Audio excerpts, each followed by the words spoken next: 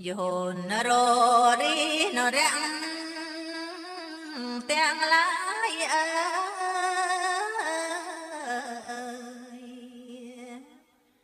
bàn cả làng hai krung ong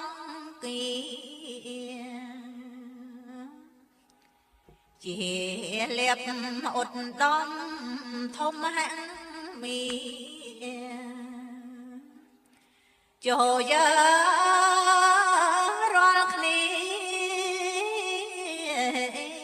sáng đang tôn cùng bay lùng lung vòng vén plek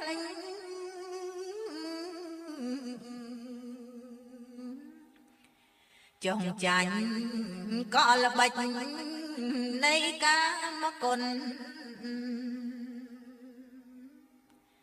cất canh công oi chanh chết muôn nồm xuân đó rồi cùng sái cõi sáng lọ cỏ nắng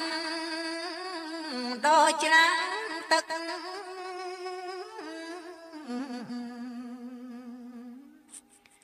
prang nghe prang prang con bon đôi tùng